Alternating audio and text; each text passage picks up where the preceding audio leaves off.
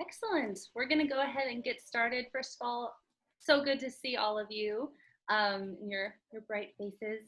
Seems great to see people these days. It's been a lot of virtual. So good to see you all. Thanks so much for joining this GlobalPDX virtual session. We do a session every single month, and we just want to connect people, share expertise, share resources, and continue to amplify our community through this time. So if you'd like to be a speaker or you have a topic you'd like to nominate, go to GlobalPDX and submit those ideas. We love hearing them. Today, we're talking about facing 2020, and we're going to discuss trends and tactics in fundraising.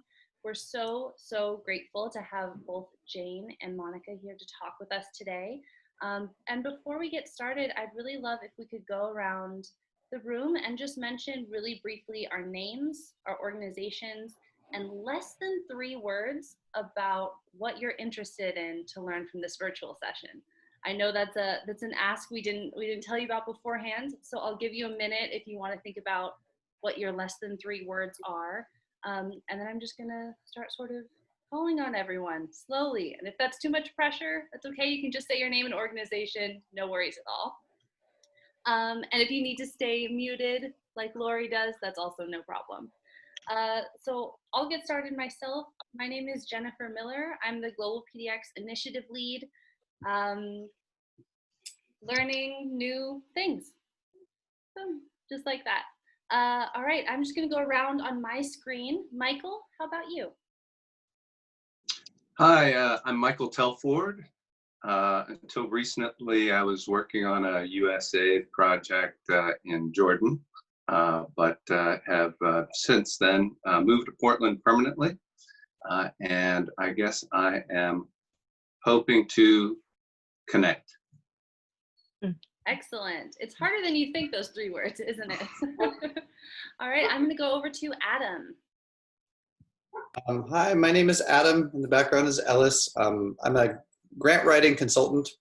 I started with a small nonprofit, international nonprofit in rural Oregon, and I've continued doing work mostly focused on Africa and Latin America. My specialty is helping nonprofits write grants to family foundations for small project-based funding. I've been doing that for about 7 years. I spend most of the time these days working on our family business, so I'm only kind of moonlighting as a consultant. I only have 1 client right now, and I'm not really looking for any more, but I like to keep my finger in. So it's nice to meet all of you. Thank you for organizing it. Excellent, thanks. Andrea, over to you. Hi everybody, my name is Andrea Johnson. I'm the Executive Director at Green Empowerment. We work doing renewable energy clean water projects in Latin America, Southeast Asia, and currently expanding into Uganda. So I saw something up in the chat about Uganda, so maybe we'll follow up on that. Interested today in foundations, trends, bad news, that's 4. Still, we'll accept it. Thank you, Andrea. Stephanie, how about you?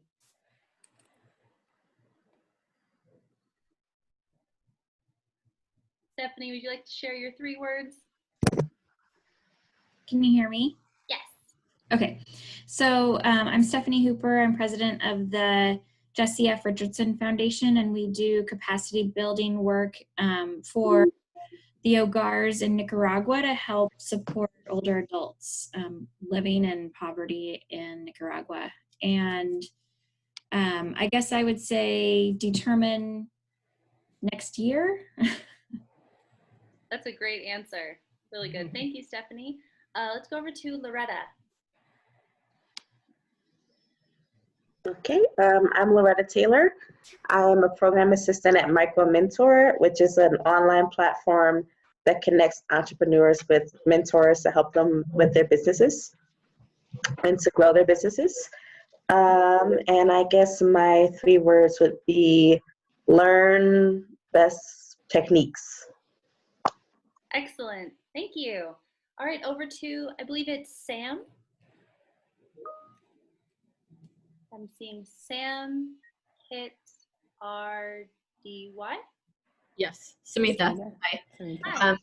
Hi. Yes, so I am the Director of Development at Spoon, which is an organization that aims to address malnutrition in kids aged 0 through 5 in foster care and orphanages throughout the world and here in Oregon.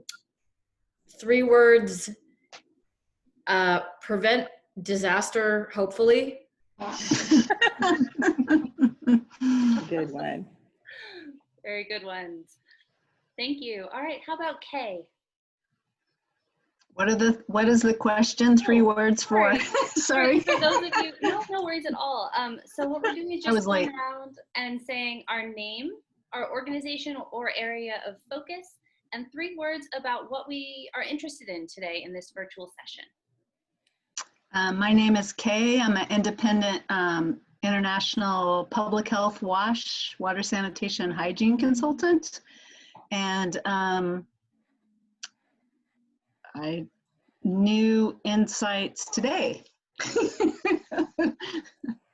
Excellent, thank you. Let's go to Marianne. Hi, I'm Marianne. I'm the president of Quilts for Empowerment. It's a program for, we support fistula survivors and young girls who've been sexually assaulted in Kenya. And my 3 words are international grant support. Excellent. I'm looking at you, Adam. All right, let's go over to Callie. Hi, everybody. My name is Callie. I'm the executive director at Stick Design. We are a creative agency for nonprofits. We're really focused on the amplification of aesthetics of nonprofits and also fundraising for nonprofits. So my 3 words right now would be trends, advice, and connection. Excellent, a good 3. All right, let's go over to Sophia. Hi, everyone. I'm Sophia. I'm a Senior Development Associate at Smarter Good, so I'm a colleague of Jane and Monica. And for this session, I'm interested in hearing new perspectives. Excellent. Thanks so much for sharing, Sophia. Monica, I believe do you have 2 screens in here, or do we have 2 Monicas? That's 2 screens on me. I thought so. Okay. Then let's go over to Marissa. Hi, Marissa Johnson with Twin Day Solar. We power international development work for fellow nonprofits. 3 words, yeah, just how to avert disaster. That seems to be a trend here. Thank you. Yep. All right, let's go over to Calliope. Hi, everyone. I'm Calliope Glaros with Philanthropy Without Borders. Pre-pandemic, specializing in donor travel, and 2020 has been heavy for me on virtual donor engagement and ethical storytelling. The 3 words I'm looking to get out of today: forecasting, individual, giving. Excellent. Thank you so much, and good to see you. All right, over to Natalie. Hi, I'm Natalie. I'm from the Center for Renewable Energy and Appropriate Technology for the Environment. I'm the communications coordinator there in Eugene. And out of this session, I'm looking for inspiration for our next campaign. Excellent. Thanks so much, Natalie. All right, I'd love to hear from you, Zhao.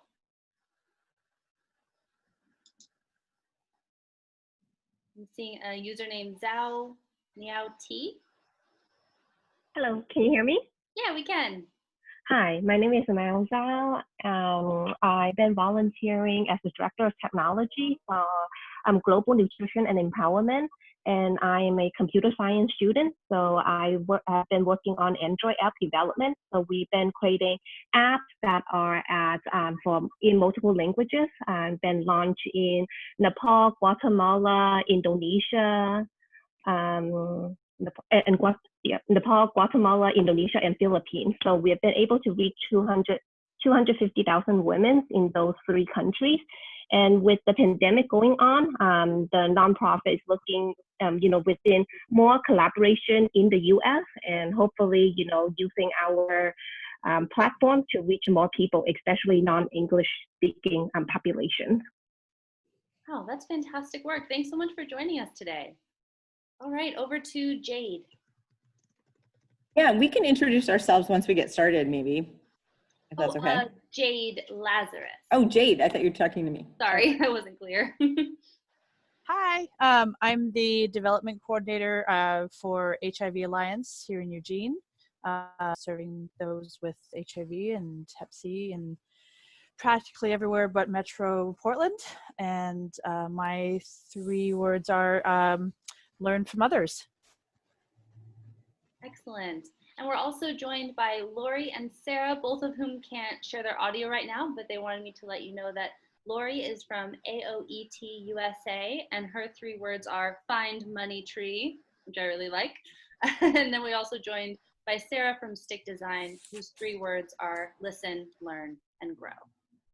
Great, thank you all so much. Really appreciate you introducing yourselves. We really feel like it helps create a community. Now I'm going to turn it over to Jane Liu and Monica Ricafort, both from Smarter Good. Hi, good morning, everyone. Or good morning for me, but good afternoon, everyone. Okay, let me just get started here. Okay. Hi, my name is Monica Ricafort. I am a development manager here at Smarter Good, and I'm based in Manila. So again, it's a good morning on my side of the world, but I actually lived in Portland for about 10 years. So I'm excited to talk to Portlanders right now. Prior to Smarter Good, I worked for nonprofits and institutions that are in education and agricultural space. I worked with universities in trying to implement like a more student-centered design approach to education, and then with coconut farmers down south to get them to create more financial sustainability for themselves. In Smarter Good, however, it has allowed me to work with a wide range of issue areas. Particularly now, I'm working in the area of youth workforce development, criminal justice, and governance as a whole. Yeah. And so many of you guys might be wondering, like, who is Smarter Good and why are we here to talk about fundraising? Smarter Good is a global professional services firm for the social sector. We help organizations determine their fundraising needs and then strategize with them in how to bridge those gaps. We work in multiple geographies across the world in a huge range of issue areas. And we also work with nonprofits and social enterprises of all sizes. And this has allowed us to build on our experience and expertise in fundraising. I'll give the floor to Jane. Yeah, hi everyone. It's so nice to be here. I recently moved to Portland and I'm really excited to be connected with the global community. As Monica said, the team of Smarter Good is in the Philippines and I'm here in Portland. And we're excited to jump in and really talk with all of you about what's going on with COVID. One of the things that we can bring to bear is that when this all started, I spent a little time actually on the funder side with Open Road Alliance, if any of you know that group, which does emergency response funding. And I was tasked with screening all of their applications for Africa and Asia. And so it gave me a little bit of extra insight to what's going on in the funder mind around COVID response and around fundraising in general. And then as Monica said, we're working with about 20 or 30 organizations at any given time on their fundraising. And we're really tactical. So, we rely on internal development directors for their strategy, but we're really there trying to get money in the door for organizations, and we're measuring our success on meeting their budget every year. So that's what we're focused on here. We wanted to focus in this conversation on 2021, because I'm sure many of you, like all of our client organizations, are feeling like maybe you can scrape it through 2020, but 2021 is looking a little more bleak and or just uncertain. It's hard to plan.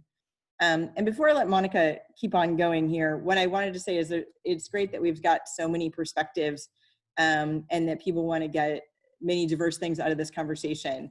We thought we would just present some of the insights that we're seeing and then really open it up for conversation, because I think the questions will be the most illustrative, and also we can put this whole brain trust on everyone's issues so everyone comes out with what they need to move into the next year, into this year and the next year. Yeah. Thanks for that, Jane. So a little bit of a context on the conversations that we'll be having today. So before we really jump into it, first I want everyone in the session to understand that you're not alone. No one was prepared for the pandemic. be it the severity nor the length of its effects. And of course, I still remember the first month being really disorienting, and sometimes it can still be disorienting at this point. We're also in a time when we're all learning as we go, and so it's okay to feel like you're always going back to the drawing board, adjusting and readjusting your course of action. And that's okay, because everything really is ever evolving at this point. And we're always trying to make little tweaks here and there based on what we currently know at this point in time to self-correct our course, and that's okay. But I think what will start setting you and your organization apart is how you react and navigate the second half of 2020 and beyond. And hopefully some of the things that we share today will help you plan for the future. And the other thing that I wanted to speak a little bit about, and more so in the slides later, is, you know, like as bleak as it looks out there, the response has been impressive, really. One example that we have here is that like huge and influential funders have acted right away. Some of you may know that there's a pledge right now going around, and that a group has established. I think it's called Philanthropy's Commitment to COVID-19, where hundreds of organizations have signed this, and they commit to listen better to the needs of the sector, to be more flexible. And from top of mind, one notable foundation there is the Rockefeller Foundation, who committed 20 million in COVID response. And then on top of that, organizations such as the ones that are here have really mobilized quickly. Some of them have paused their work. Some of them transformed their work to digital work or online work, and that has been really impressive. And some of them have already started tweaking their programs to fit the current needs. And the other thing that I think is really impressive is that organizations are really starting to rethink the way they work and ask themselves, how do they stay relevant and impactful in a time like this? And so all of that really is kind of like the backdrop of some of the things that we'll be discussing today. So, you know, it's hard to know where each of you is in your fundraising in this pandemic. I know, like Monica said, many of our clients, you know, it took a while to kind of find their footing. So I wanted to go through some of the things that we've been seeing organizations doing in this first phase of the pandemic. And it's never too late, I think, to get in on these things if you haven't done them yet with your organization. So the first thing I want to talk about is the COVID response. And by this, I mean, organizations, your organization may be responding directly to COVID in your communities. You may be trying to find funding directly for that response. Or you may not be doing that at all. And I heard a lot of diversity of organizations introducing themselves, and it didn't sound like that many of your organizations are really, that your core competence is health or pandemic response or infectious disease, you know. So it may be that this COVID response, all this money that Monica's talking about that's flowing around, has kind of flown by you, and you haven't been able to tap it. We're going to talk more later about what we think is coming next, but just if you are still in that moment where you're trying to go for a COVID response, trying to put money out, trying to put out requests to funders or donors to specifically help fight COVID, there's a couple things I gleaned from being on the other side of the table and screening a lot of applications that were coming in about COVID. So the first being that in this first phase, which I think is somewhat ending, funders were really focused on things that would flatten the curve. So it was a narrow filter on things that would save lives, help people understand what they needed to do to save their life. So things that would keep people in their homes, community education, these kinds of things that were like direct COVID response. And we worked, you know, I looked through all these, I screened about 35 some applications and probably did phone calls with about 20 organizations. And the reality is that very few got funded for a COVID response because their core competence was not in the health arena, was not in community health. So if you feel like you've gotten shut out of some of the COVID response, that's why, right? And to know that mostly it was a pretty narrow filter. On the other hand, we've seen some funders, mostly family foundations, that have started to really understand there's a broader need around COVID that has to do with hunger, that has to do with education. I think if they didn't get going quickly, they're starting to now come online with other different kinds of COVID responses. So we can talk more about that when we get to the Q&A, but just to say that I think that there's different flavors in that COVID response, and we've just seen the first one flatten the curve, and now we'll be seeing down the road some other ones. Some of our clients have taken a pause basically and done a strategic pivot.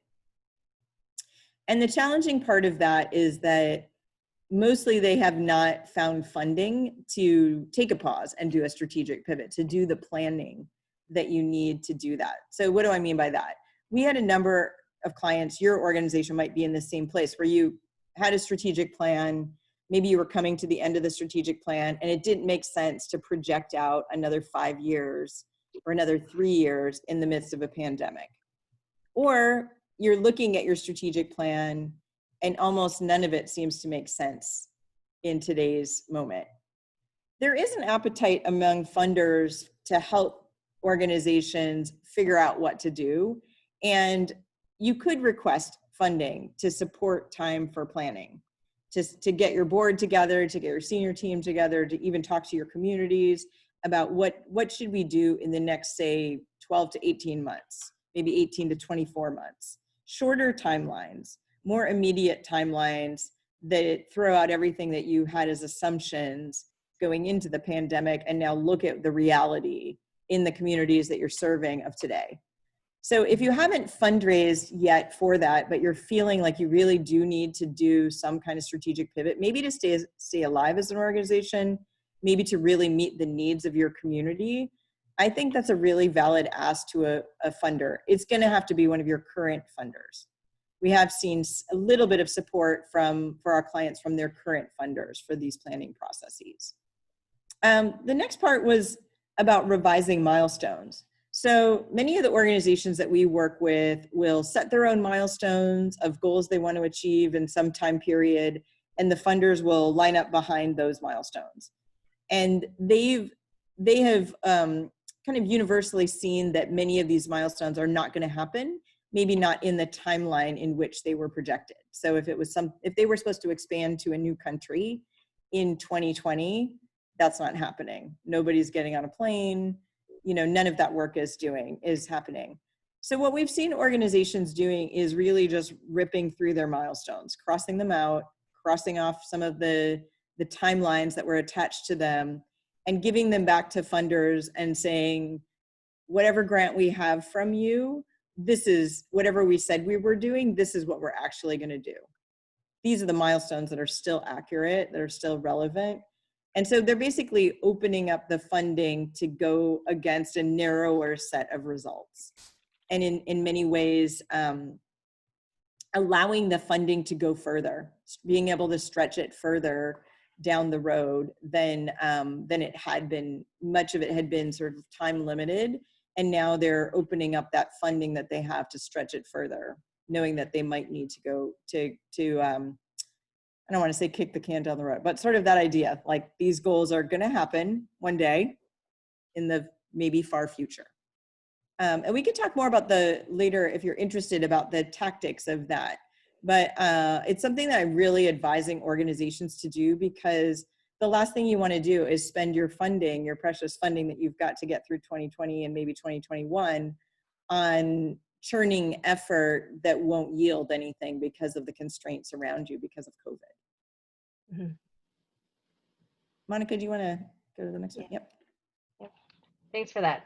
And so what we want to do today is share some best practices that we've seen happen that hopefully can help you see some success with your current donors, funders, and partners. And we have another slide that's talking about, looking into new funding. But for the current donors that you have, I cannot stress enough the importance of the first 2 points that I have here, which is, your existing relationships and partnerships with your donors and funders, and then the power of communication at this time.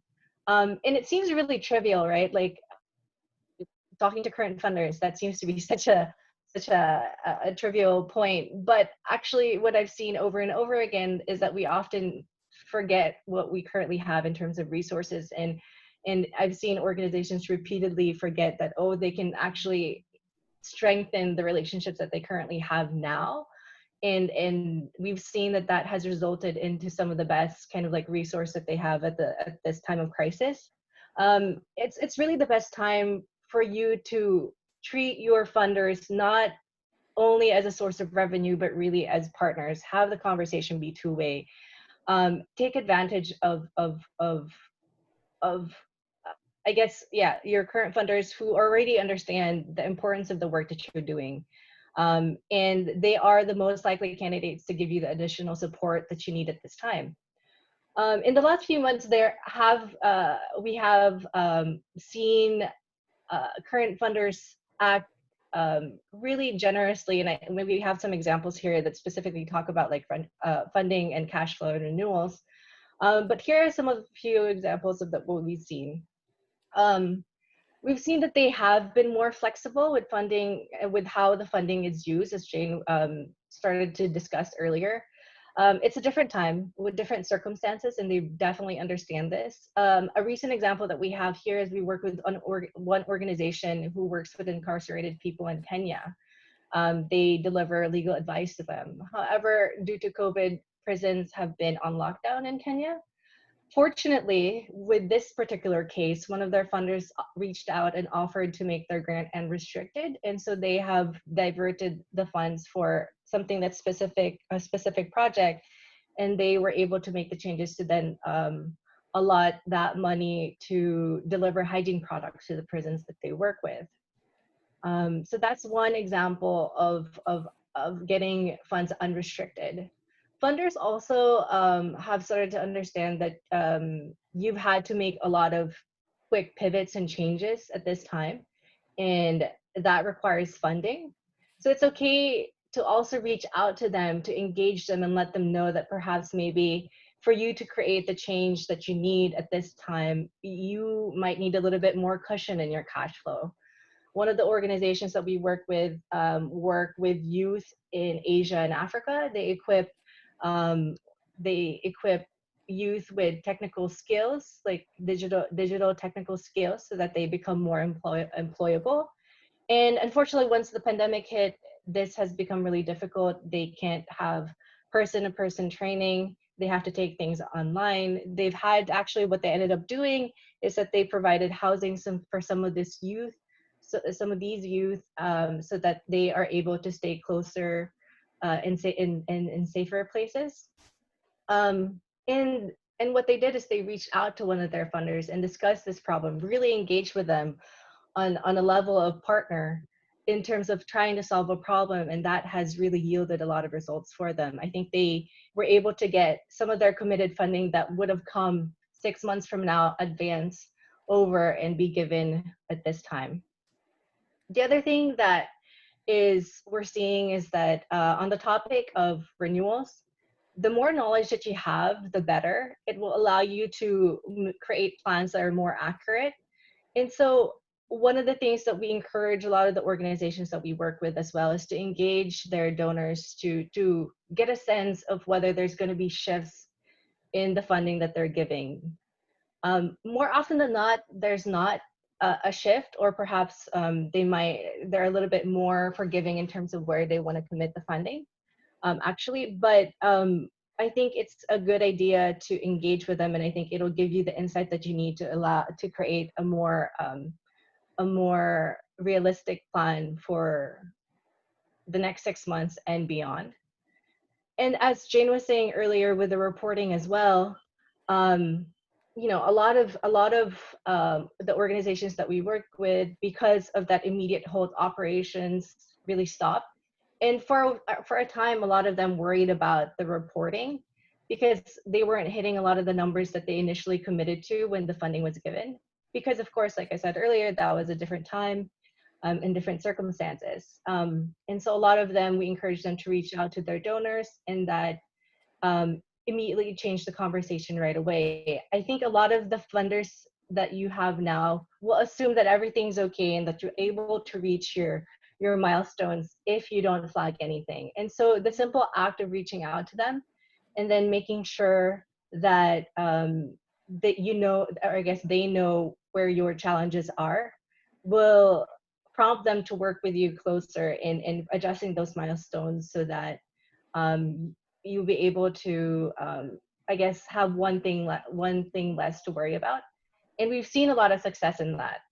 We've seen a lot of funders either cancel the report altogether and just, you know, take a snapshot of what is currently happening now and have that be sufficient enough for an update. Some people or some funders have adjusted their goals and their milestones, so it's a little bit more realistic to what they can do at this time. But all those, again, two things. It's about leveraging your existing partnerships and then communicating with them. And then communication, and we can dive more into this when we start doing the Q&A. It can take many forms. It could be through social media. It could be through direct calls. It could be through emails. But I think what's important there is that when you communicate with them, it's always authentic and it's always raw and it's always in a spirit of collaboration. And we've seen that that has had a lot of success. Is there anything else you want to add to that, Jane? Yeah, I just wanted to say, so here's what I've heard from my friends in philanthropy. One friend of mine colleague of mine who runs a major philanthropy told me that he didn't actually feel that any of his grantees, the grantees of the foundation, were struggling because he hadn't heard from them directly. Now, at the same time, many of those organizations are clients of ours, and behind the scenes, they're totally freaking out, right? They're absolutely losing it, that one of them, you know, has a revenue model that has international visitors, and that's how a lot of their donations flow. Another one can't go to their program sites. You know, there's so many different things going on behind the scenes, but his assumption was sort of everything's okay until proven not okay. Mm-hmm. I think that's really important to know that that's how your funder partners, for the most part, are operating. So if they don't hear from you, they're going to assume everything's good. All your project funding, all your projects are moving along according to plan. You know, that you'll be reporting on those same goals that you said you would report on, and that there's really nothing that they can do for you. So I would, you know, this is just to really encourage you all to get on the phone, get on the email. You don't have to have the solutions. It's okay to, right now, to simply have the problems, and to say to the funders that you do need help, that you are going to need them to advance your next year's grant this year, just to get through this year. Whatever it is, I think just don't wait for their offers, right? Don't wait for them to put out some sort of communique to say that if you need your funding unrestricted, come ask us. That's not how we see it happening. We see the organizations going to the funders and saying, we need to get all that restricted funding unrestricted. And I've seen some amazing things. I've been in this sector now for, I don't even know, 25 years. And usually when you have a project that's funded, that money is restricted forevermore to that project. It's so difficult to get it unrestricted. Say you even got something that was an evaluation grant that was really only designated to do an evaluation. We're seeing people funders turn that into general operating support. Use it wherever you need it. Use it on salaries. Use it to pay the rent, whatever you need. So I just can't encourage you enough to be very proactive. Even if the request seems like something that particular funder would never consider. Back to where Monica started, there is a lot of pressure in philanthropy right now to be responsive to the needs of nonprofits. And I'm seeing that that's been a beautiful thing. It has opened up funders to really listen. Yeah, I agree. In the same way, you know, when this all went down, a funder that I really respect, who has quite a following, called a meeting of a lot of grantees in the global space. And he basically said to them, you're not going to get $1 of new funding in 2021, or maybe even 2022. Don't plan on anything. So whatever you have from current funding is what your organization has to live on until this whole pandemic's over. And that set off a real contagion of panic. because I don't know how your organizations are funded, but the organizations we work with are really fortunate if they go into each year with 50% of their next year's budget in committed funding or renewals. And then they're looking to attract new donors and new funders to make up the rest of the budget typically. Maybe they have 75%. I'm going to go on the other, I'm going to go on record on the other side, which is saying I don't believe that. I don't believe that there will be no new funding that will flow towards your organization or no new donors that will want to be involved during this pandemic. I think it will be harder to attract them. But I know the one way that there'll be no new funding is if you don't seek any new funding. And so once you've secured all your current funders, I think it's important to get out there and talk to new donors. And by that, I think, it's donors that are really doubled down in the space that you are working in. And it may have nothing to do, and it probably has nothing to do with COVID, but they're still going to stay committed to those issue areas that they're working in. And they might do COVID on top of it. I think we think of funding as a zero-sum game, that they're either doing this or that. But the reality for much of philanthropy is they can afford to do both.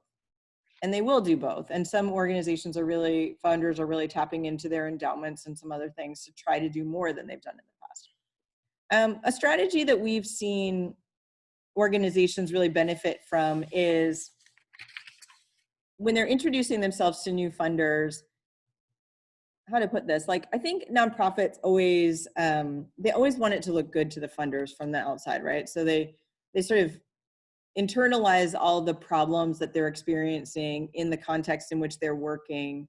And then they try to make it look effortless to the funders. Like, oh, well, we're working in a major pandemic, political unrest, lack of food, maybe a locust plague. We've got all these things going on, but to the funder, it's like, oh no, it's great. Everything's good. We're just going to keep doing this amazing work that we're doing, changing lives. I would not advise that in this context. I think it's important for your current funders, but also for new funders, to uncover what you've had to do simply to keep going. You may have had to do some major shifts, moving your team from an office to a home office, buying laptops for everybody on your team just so that they could keep going, figuring out a way to work through phone instead of in person.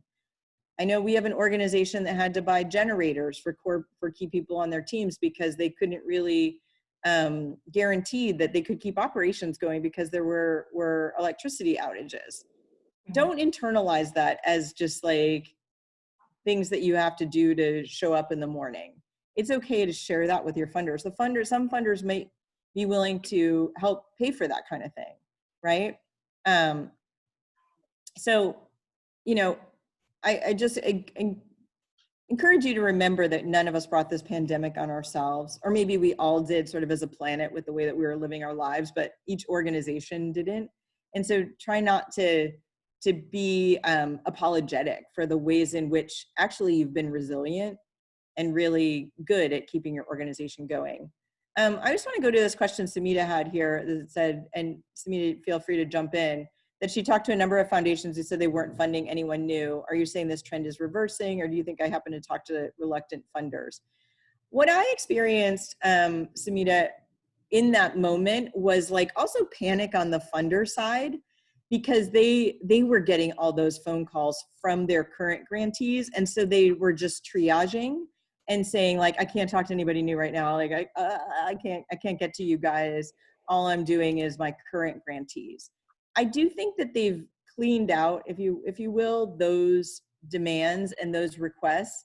And they seem to be getting, Monica can validate or not validate this, but they seem to be getting back to normal now, where they're looking at their regular grant cycles. The board meetings are kind of happening at a regular clip, sort of that new normal that we've all leaned into.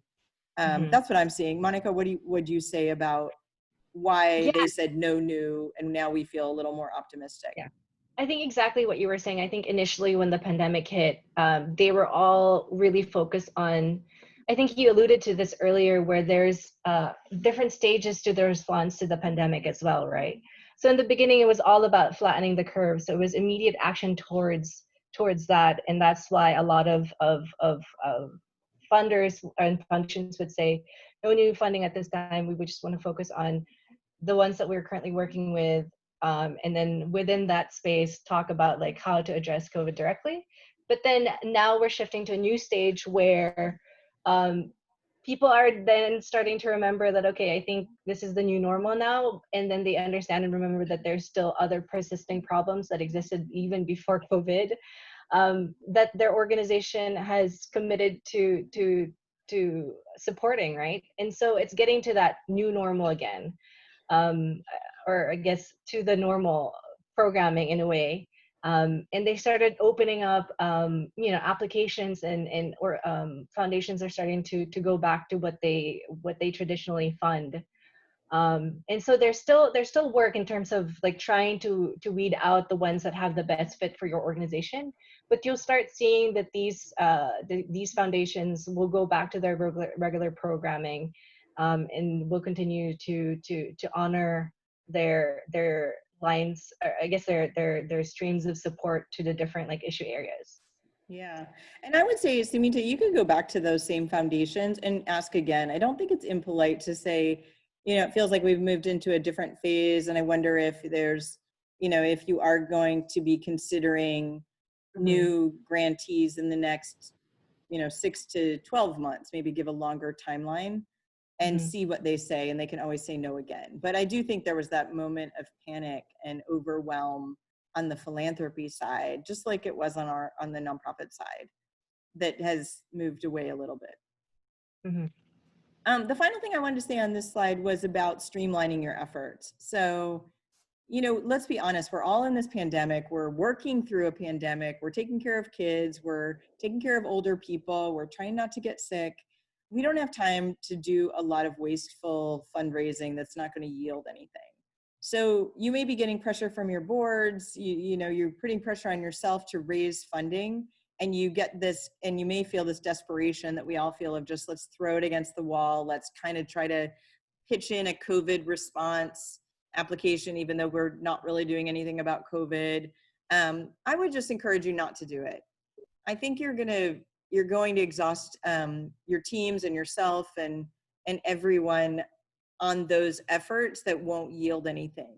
Whatever was your filter before, where you knew you had a good alignment and you could see that you were a good square fit for the funding and that the funder was aligned with your goals too, that still applies, and even more so. So, I would say maybe if you're going to throw things against the wall, it would be with lapsed donors and funders who used to fund you, and groups that had some love for your group at some point, but not trying to introduce yourself to something new where you don't have a good fit and it's not going to be a very big grant and it requires a 40-page application. And I say this because I see our clients doing this, and we were trying desperately to discourage this kind of desperado fundraising approach, because people are also getting exhausted. I see teams getting exhausted by the let's just try anything. Let's create a program as we're writing the application fundraising approach. And it's not clicking through either. From where we sit across the organizations, it's not yielding funding, but it is yielding pretty burnout, exhausted nonprofit teams. So that's the cautionary tale. Yeah. You want to go on, Monica, and wrap up a little bit, and then we can go to some questions? Yeah. So here's we just want to summarize everything that we have talked about. We're nearing the end here, but right before we get into the Q&A, but some things to think about, right? So act now. Again, it seems trivial, but what we've seen is that in normal circumstances, you're lucky if you get a conversation within 3 months or 6 months, and then when you try to cultivate new prospects, you're lucky if you get anything kind of like solidified within that 6 to 12 months time frame. And so start early, start looking now, build your pipelines, do the research. And then another thing that you can do is revise your yield ratio. If before you're usually looking to build a pipeline that's 4 times your budget to meet your needs, think about raising that up to 5 to 6 times the usual kind of like multiplier that you use to close the gap. Be collaborative. This is speaking internally and externally. Internally, you can engage your board of directors.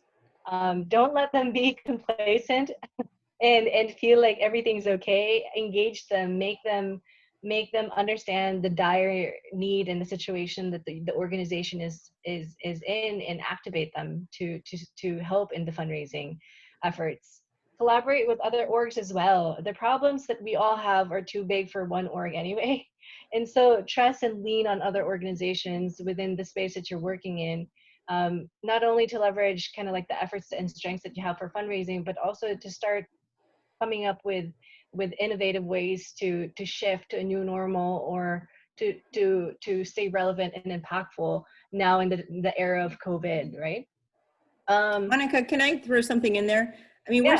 we're seeing with a number of our global organizations that they felt they were in direct competition with last year are now are their best collaborators this year, and they're getting together and putting together proposals that they're putting out to funders, not requests, not responding to an RFP, but literally saying like, this is a set of organizations working with low-income women in sub-Saharan Africa, and we all have this same vision. We're going to put together this proposal and bring it to some funders and see if they're interested.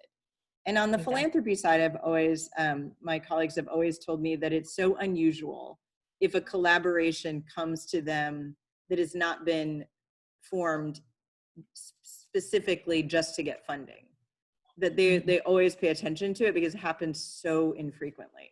Usually it's in response to an RFP that requests collaboration. So if you've got a set of organizations around you that you think are mission aligned, you know, now is really the time to see how your assets fit together, your resources can fit together, you know, and be more creative and a little less transactional. We're seeing results with that. Yeah, agreed. And then moving on along, I think, you know, our point with Get Personal is, I think now more than ever, people are really craving for individualized attention. And we've seen a lot of success with organizations that we work with that go outside of their comfort zone and actually reach out personally to some donors that they have. And that has yielded into renewals or higher level of commitments to their work. And now is the time to do that. Don't think about kind of like big newsletter asks and call for action. Think about individual and personalized asks and call to action to some of your donors. And that particular tactic works with, I think somebody raised individual fundraising earlier in the introductions, and we find that there's a lot of success in that and getting personal. And then lastly, Monica, can I just land on that one more time? Because so many times our clients will say to me, well, I sent the newsletter to all those donors, but nobody wrote back and gave us funding. And I just really want to say a newsletter is not a direct ask at all. And especially when there's so much communication going on, outward communication from every corner right now, that is not an ask. That I don't consider a newsletter any sort of ask ever. And donors don't either. But we had an organization that wrote just kind of a raw email to a lapsed donor to say they were having a really tough time trying to figure out how to keep their program going when the school that was attached to their program had closed. And you know, the donor responded with $30,000. This was someone who they didn't even really know very well. I just think this is that moment to write direct emails, not dressed up newsletters with great graphics and beautiful images. Like that's not where we're seeing response. It's through the raw, we need some help. We're trying to keep this organization afloat. Yeah, agree. And then of course now is the time where organizations also start thinking about streamlining the team members that they have on their or in their docket. And I think what we just want to say about that is I think it's now that we're entering in this stage where there's a lot of need to really navigate the landscape. There's a higher level of difficulty that's required to build a good pipeline and then to develop that pipeline into actionable uh, steps, and then close and win some of those prospects. And so I would encourage you guys to just think long and hard before letting go any investments that you have in the development team and efforts. Particularly now, I think, because it'll be difficult to have to tackle the next steps or like the next few months and then even 2021 with having the development kind of like team really constrained in the efforts there. And so that's one of the things that we would encourage you to kind of rethink and have to think about moving forward. Anything to add to that before we move into Q&A, Jay?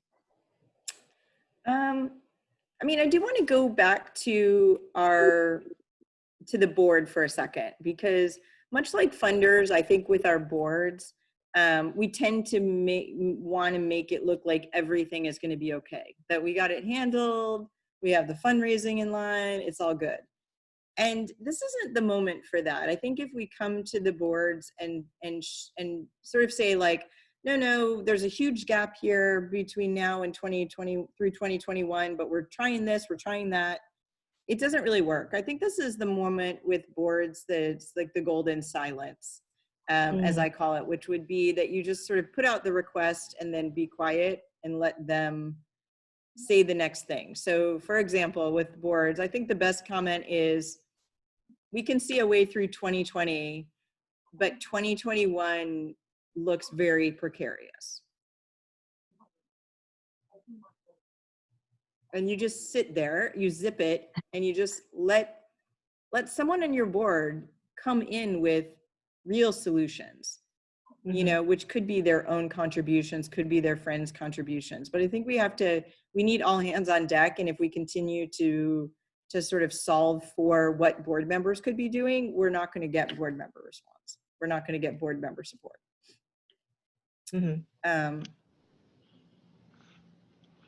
And then Jade was saying here that she's got their online fundraiser is called the Sustaining Services Fundraiser for that purpose. Not to say we're sinking help us, but to show that we are doing for the community during COVID and how we want to sustain that with their help. I think that's great.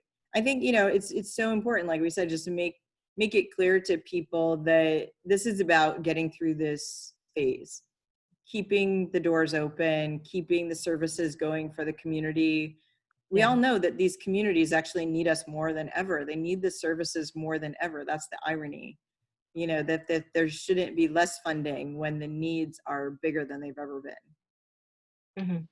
But maybe we can switch and take questions, because I really want to try to get the conversation going so that we're speaking to where you are and not just telling you some obvious things from what we're seeing and from our vantage point. Yeah, I feel like we must have a ton of questions out there. I'm so excited for it. Feel free, you guys, if you'd rather not just speak up, you can also add them to the chat or chat them directly to me, what you'd prefer. And I also think it's worth noting that both Jane and Monica have offered to share their email addresses with this group afterwards. So if you have something that's truly very specific and maybe just would take a quick email exchange, they've offered up their emails for that as well. So keep that in mind. We'd also love to hear what's working for you or what's not working, things you're trying, different strategies that you're floating in your organization.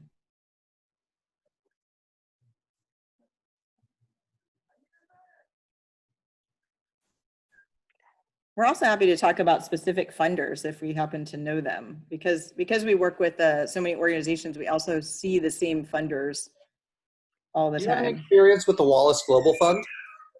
That one I don't have anything to offer right now. Monica, do you have anything on Wallace? No, I don't, unfortunately. Yeah. I asked about Ford too, because they just announced they're borrowing $1 billion to spend out twice as much as they'd be required to otherwise, and that's making a lot of news, but not spending it on any of my clients. So I'm curious, because they make a lot of strategic pivots. I think they pay for a lot of consultants. And so it's sometimes hard to get on their radar when all you have to go on is historical information. So I'm curious if you've worked with Ford or any of their grantees. Some of our, I mean, I think that we have some organizations that have Ford funding. They can be quite responsive to a fund, you know, a nonprofit coming to them and asking for specific support that may or may not seem like it fits whatever grant programs they're putting out at the moment. So it's unfortunate, I think, one of those foundations where once you're in, and you can continue to get more and more creative support, and getting in the door can be a really long process. We've been through some multi-year processes with our clients in getting Ford funding. So that's one of those like ones that I would put on the very low probability for new funding during this period of time, because I think that what they will do is double down with some of their current grantees and then probably do their own sourcing. Yeah, I mean, if you wanted to work with them, I'd probably recommend to a client to find somebody who's already getting funding and propose a partnership or a venture. Exactly. And that seems to be the way to get in under the radar. Okay, so something that I know that would help people who are a little bit earlier stage and a little smaller size is, what do you guys do for prospect research?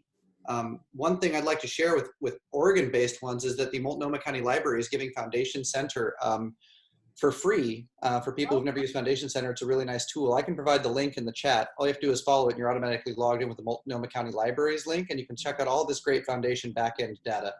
So I'll provide that link in the chat, but what do you guys use for prospect research in institutional? We use Foundation Center. Yeah, that's such a good resource, Adam. We have the big kahuna kind of subscription to Foundation Center where you can do everything in there. And we're in there all the time, but we also vet it. We have our own database that we've built from because many of our clients are funded by a foundation that another client wants to be funded by. So we see the habits and practices of those foundations. So we have our own database that we built where we can look at that. We also do a lot of what we call Google stalking, you know, just following the Twitter feeds of certain program officers to see what they're talking about, see where their heads are. You know, really looking, we do some what we call connections mapping in LinkedIn. So working off of our clients' board members or key staff to see, you know, how connected they are to certain foundations, to see where we could find a way to get a warm introduction. I met my wife on LinkedIn, but I've never met a foundation program officer who was receptive to that approach. Do you guys have some kind of black magic you use? We don't. Okay, so we don't approach them through LinkedIn. We just use it to help board members generally figure out who they know, because a lot of times they don't really know that they know somebody who's, you know, who's best friends with the program officer, or the trustee, or, you know, sort of getting those warm conversations going, but we don't approach them. However, the one thing I would say is corporate funders and corporate partners, we do have some clients that have approached corporate foundations on LinkedIn, but it's usually the executive of the nonprofit who tends to have maybe a very unique background, and the corporate funders will like instantly see in their LinkedIn that that's somebody they want to be connected to. Like, for example, we had a client who works in STEM, and the woman who runs the organization is a aerospace engineer. She always gets a response through LinkedIn when she reaches out to executives at various different tech companies, always, but never through email. We did sort of an A/B testing. And when they could see her face and her background on LinkedIn, they always wrote her back. So it depends. I don't want to monopolize all the Q&A time, but I'd love to have a conversation with you offline sometime, because I've found some tactics that have been pretty useful to me in prospect researching. And I know that for early stage, I mean, you mentioned Pipeline, Monica. I think some of these organizations would be surprised to have ever used Pipeline in a sentence. And it's not against them. It's just that everybody has to wear so many hats in a start out organization that they can't really specialize in marketing or communications, or really recognize that their process of getting friends and family is part of a pipeline that can be replicable. So I'd be happy to chat with you guys some other time about what I found works, if you guys can help disseminate that through other methods like this. And I just shared the link to the free access to the Foundation Center online for anybody who wants it. All you have to do is just click that link or copy it and save it somewhere, and that'll provide you free access to Foundation Center as if you had a Multnomah County Library card, even if you don't. Oh, that's fantastic. Great. Yeah, we spend a lot of time on prospect research. We have a team of, I don't know, 10, 12, 15 people who that's all they're doing. Yeah. A lot of people, like you said, Adam, I think a lot of people underestimate the amount of time that it actually does prospecting, and you have to look at so many different aspects to that, right? So for example, one of the things that we look into that find a lot of value is just looking at their past fundees or grantees, because sometimes what they say on their website doesn't really, and the reality of who they fund sometimes actually don't meet up. But looking into who they previously fund before and seeing if there's a connection or there's an alignment with those that have been funded before to the organization that you want to get funded.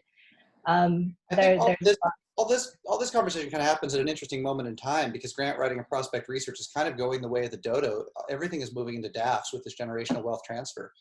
Foundations are sunsetting. More and more wealth becomes an issue of personal interest, you know.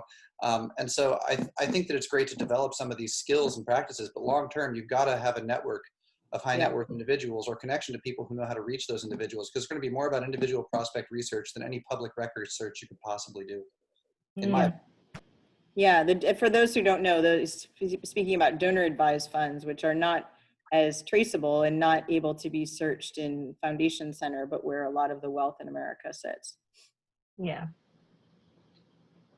Any other questions?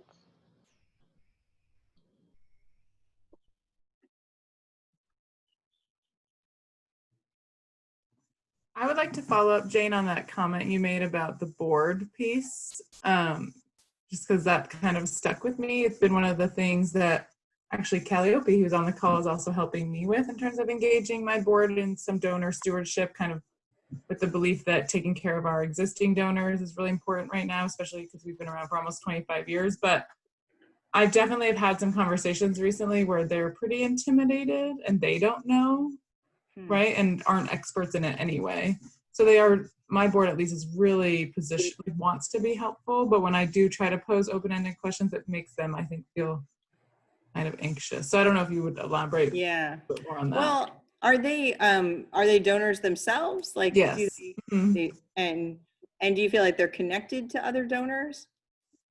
I think that they're really, some of them are, but they're really feeling hesitant to ask their network. Like the anxiety of the times is making them hesitant to ask people in the same way. Well, on the other hand, okay, and I get that. I get that everybody, you don't really know what people's financial situations are right now. And you don't know if someone's lost a job and all of that. So I think there's a way to tee up some language for them that helps them feel more comfortable, you know, that lets people off the hook if it's not something that they can give to. On the other hand, what I've experienced is people who aren't connected to the social sector right now really wish there was something that they could be doing, and like wish that they had a way to contribute, you know, whether it's with volunteering or with dollars, and they don't actually know exactly what to do. And I know that sounds so naive, because if you're any of us, you're on social media and everybody knows what to do, right? Like, you know how to dig into racial justice or whatever it is. Like, this is our work. But we have to remember that we live in a bubble. Like, ours is the bubble, actually. And most people would love to just have a way to support one thing. It doesn't have to be their entire passion. It's just like something that they can do. And most people do, we all know this, but they support what somebody they know supports, because they trust someone's judgment. So it might be just helping your board understand that they're actually doing a favor for people around them who feel powerless to do anything. One of my friends has this thing called One Easy Thing that she's doing, sending around every Tuesday, you know, one easy thing that people can do to preserve democracy. And she has this huge following because apparently all of her friends have no idea what to do to preserve democracy. And they're really excited that she tells them to do something. And everything costs money. You know, there's nothing that she's given us yet that doesn't cost something. And everyone's participating. So, you know, it might be reminding board members that they're actually well positioned to help others. I don't think people get offended. I think we all think that people get offended if someone asks us for money. Yeah. But if you think about it for yourself, have you ever been offended that somebody asked you to make a donation? I've never been offended. I can't always do it, but it doesn't make me feel bad. Yeah. To add on to that, I think you could also just remind them, again, taking on that spirit of collaboration, right? If board members really are uncomfortable making financial contributions, what you can do is try to really take advantage of the network that they have. So for example, ways that I've seen this is like board connectors become connectors to other experts within like specific fields. So what I've seen happen is a board member became a connector to someone who is working in the space of social media and knows how to revamp, for example, the messaging around some of the organization's work and needs right now. And so I guess there's more than one way to contribute to the efforts of fundraising, not just monetarily, but being able to kind of get your network to contribute maybe some of their expertise or some of their time and effort into just getting the fundraising campaigns up and running, you know. And Andrea, there's other ways I think I've seen people sit, like back to LinkedIn, do effectively sit down with their board members and literally go through their LinkedIn network and just start to have them talk through the people there, and they'll start to be like, oh yeah, that guy, I went to grad school with that guy, he might be interested, and remembering who they know, because we all kind of forget these people are second degree connections that we know that we could re-engage around something. We have a couple questions here that we could go to. Well, first of all, Stephanie was saying that her funding comes from individuals whose businesses aren't doing that well right now. So the board member said that if we ask right now, we'll seem insensitive. I think that's right. Like we're not going to go out to restaurant owners right now and ask for donations, or small retailers, or, all these struggling businesses. I think that this is the long-term care community, which are, facing their own crisis right now. And they've been such great supporters because they sympathize with what we're trying to do, but they're in chaos right now. And yeah, that's our funders for this program right now. Yeah.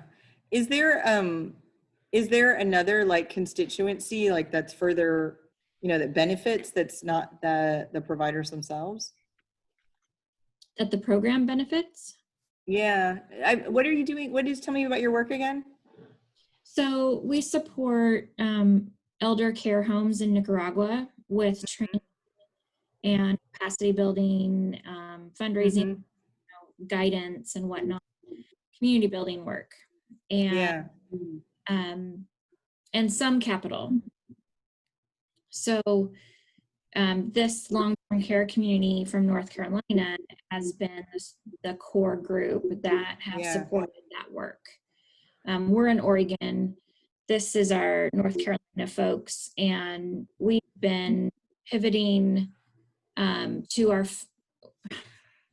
we've been focused on fundraising in the US for our US programs, while North Carolina group focused on the international and we haven't grown or built capacity for our international program beyond the Carolina group. So now they're struggling and we're struggling. I mean, we have reserves for this year. It's next year that I'm worried about. Yeah, I hear you. I would be happy to chat with you more, try to figure that one out. But I think that it might be about building like a broader, drawing a broader network, like elder care. Who cares about elder care? I mean, that's been on my mind a lot because I feel like we've really failed the elderly in this COVID crisis. And that there are lots of people out there who are probably thinking like, we have to get on top of this because we cannot be forgetting about older citizens in this health crisis. So maybe it's a broader group than that's cared in the past. And maybe geography is not necessarily the most important driver. Yeah, it's finding people that care about older adults in Nicaragua. We are on the domestic side having success, and it's a great opportunity for heightened awareness. It's directing people to think about outside of the US. That's been a real challenge. And that's all of our challenge all the time, right? I think that's another, nobody's brought that up yet, but a lot of the questions we're getting from our clients are, what does this mean for global programs that many of the US donors are probably thinking they've got to go try to fix up the US right now? Exactly. Yeah. I mean, that's the response I've had for some of the asks, is we're not doing any international donations right now. And I have a question. We have all of our resources for 2020 and some of next year's. Am I wise to make that a positive when I do grant inquiries and applications that we've been responsible, we have this year's in the bank and we need to focus on next? Yeah, I think so, because first of all, I think it's a travesty that that funders never like you to have more money than you need, right? Like, I think we're looking around at the corporate sector, and the companies that are staying in business are the ones that have cash on the balance sheet, right? And cash in the bank, and that's how they're staying in business. So, you know, I think you want to speak to sustainability. I'm seeing those questions a lot. I'm seeing donors getting organizations into this tricky space where they're like, I want to support what you're doing, but I'm not sure you're going to be sustainable. And I keep thinking like, well, they're definitely not going to be sustainable if donors aren't going to make longer term commitments, right? So I think you do want to explain that you know you're going to be in business for a little while, and you're trying to lock in 2021 so that you can get your plans back on track. Right. So that you don't have to let go of staff or, you know, let go of programs, all those things. I mean, half of our income has come from the sale of the products that the women in Kenya make, but I can't sell this year. Yep. So that's really been a huge change for us. That's half of our income. Yeah. And so I think it's, you know, the same idea as we're doing here in the US, which is buy the gift certificate and you can get the goods later, or, you know, like basically understanding that some of these revenue models are just not very possible in the current moment. So we need to cash flow it through to the other side. Yeah. Yeah. We've gone on Etsy. Etsy's good. Yeah. I mean, normally we go to these big quilt shows and make about a third of our budget, but those shows have canceled. So. Right. Yeah. Yeah, and there's only so much virtual you can do, you know, and you can try the virtual and see if it works, but maybe your consumer group is not living online. Yeah. Mary Ann, something that I want to just share with you. I'm seeing a lot, there's opportunities that are popping up here and there about the need to also address and mitigate the economic crisis that's about to happen due to the effects of COVID. And so I work, for example, with a social enterprise also who has a revenue side that is took a 40% hit as well.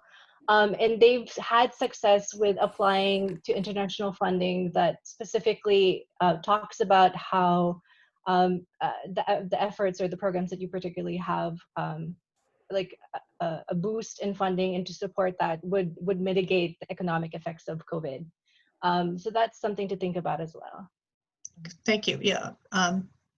We've empowered our women to start small businesses, selling chickens and vegetables, but nobody has money to buy those things right now. Right. So we've pivoted to them making detergent, which they're having some success selling. Yeah.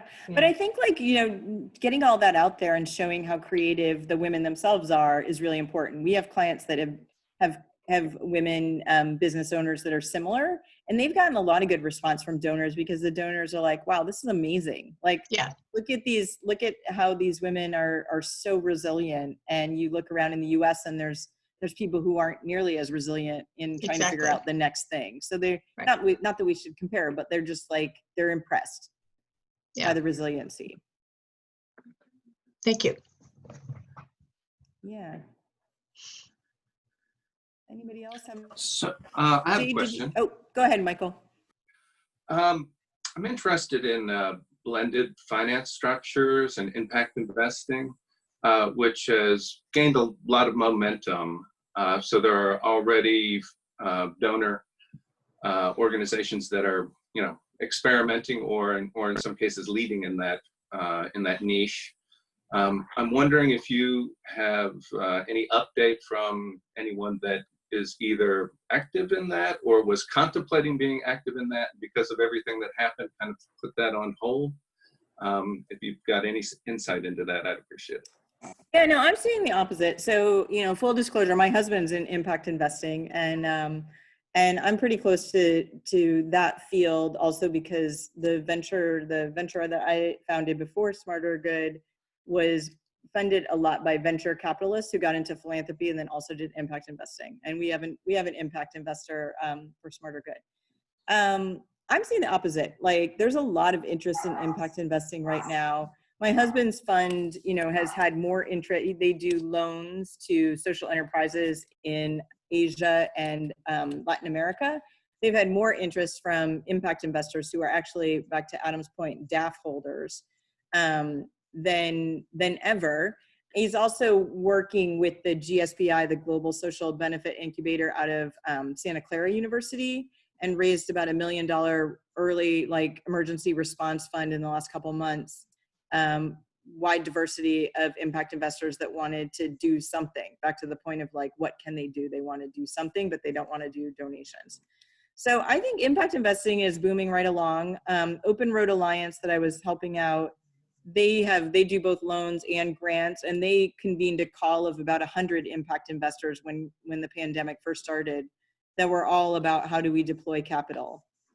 I mean, the tricky part is that if you're really doing a lot of deep impact investing with a real focus on the impact and not on the investing, all of those social enterprises are pretty weakened, and you know, it's a much higher risk investment than it used to be, but that's why you should be doing it.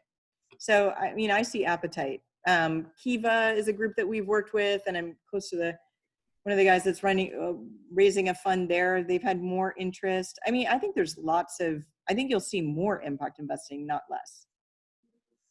I just shared a report in the chat that I thought was really interesting. It's specifically around clean energy, but it's around blind spots with impact investors. It was a recent WRI report. Green Empowerment wouldn't necessarily go after this type of funding ourselves, but a lot of our partners could potentially be positioned in their home countries, but they're often really struggling to meet the criteria and demands. And so we've actually been talking to this one funder about, like, a high risk, low return impact fund, kind of more with, like, a religious base. We're not a religious organization, but as justification a little bit for why they'd be willing to take a higher risk and not get the return.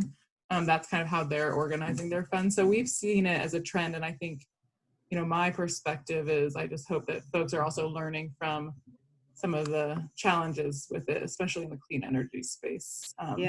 Most of I couldn't agree more to say organizations. that, like, I think there's so many blind spots, and I think that my husband's fund, which is called Beneficial Returns, he's basically telling investors, you know, you're going to be lucky if you get your money back. Think about this as a 99, you're not going to get 8 or 20% out of this. You're going to be getting your money back, but not more on top of that. And that's what's appropriate during a pandemic.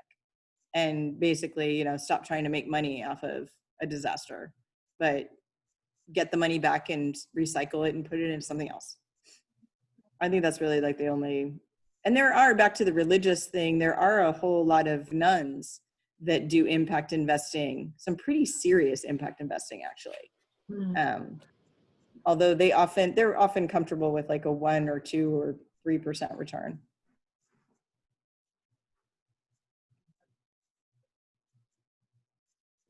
We have a lot of clients that have a hybrid model, that have a for-profit and a nonprofit, that take impact investing, that take grants, that take program-related investments from foundations. Like, there's a lot of creativity, I think, out there in being able to work different kinds of financial capital. Do we have any other questions out there?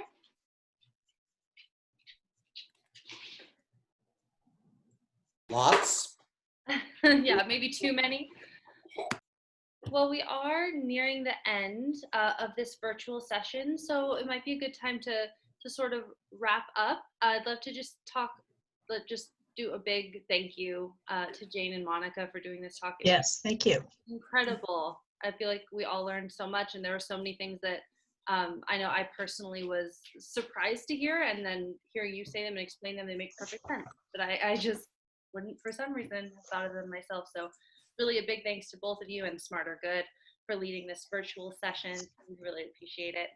A couple things that are going on at GlobalPDX. One of them, I just wanted to say, as we're talking about collaboration and how important it is to find partners, please use GlobalPDX. That's exactly what we want to create the space for everyone, whether that's creating a working group around the geographic area you want to do work in, about your role exactly, or about a topic in general.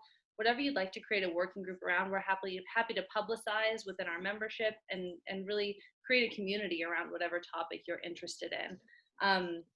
We also have a podcast that's out right now. If you'd like to give it a listen, we'd love to have more listeners. The wonderful Andrea, who's right there, is the voice of our podcast, and it's been really, really cool to get going and sharing expertise in a lot of different fields.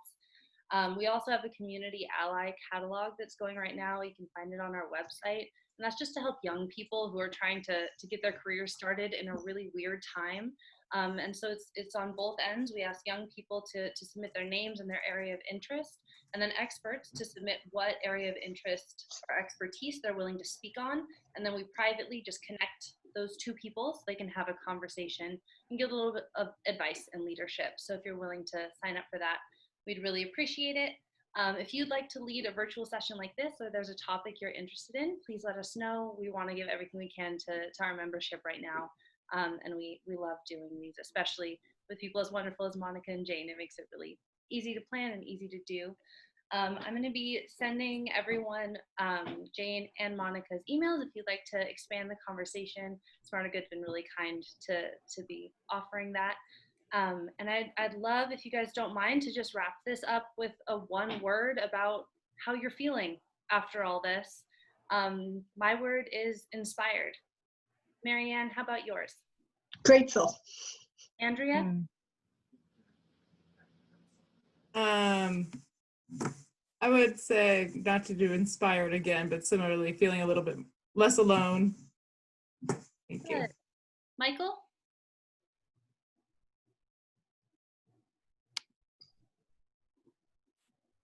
Sorry, encouraged.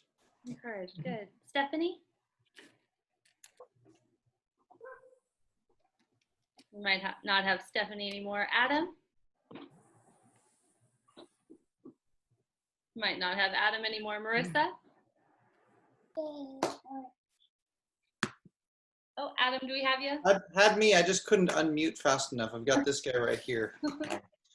No, I'm feeling glad that GlobalPDX is finding a way to replace development drinks with meaningful ways to connect with folks. This is really great. So happy to be involved in these. So one word, grateful. Thank you, Jennifer, for organizing. Thanks, Adam. Callie? Yeah, I'm also very thankful. Thanks, Callie. Samantha?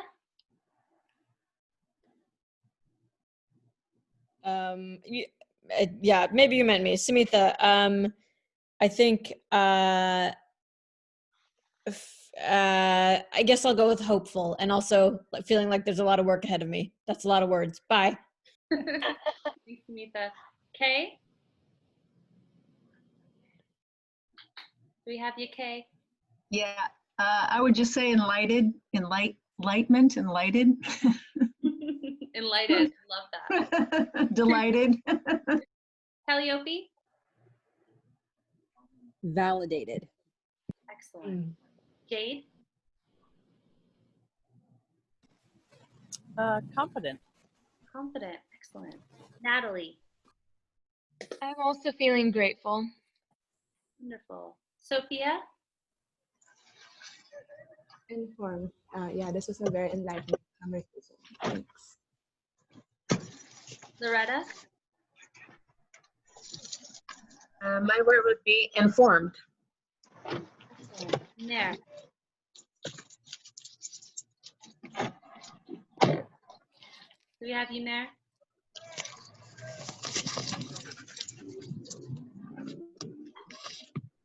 Looks like perhaps not. Thank you so much, everybody. We really appreciate it. I hope everyone has a great day and feels really all of those words you just said and more. Thank you. Thanks, Thank you, everyone, for the work you're doing. Thank you. Thank you. Take care. Bye, everyone.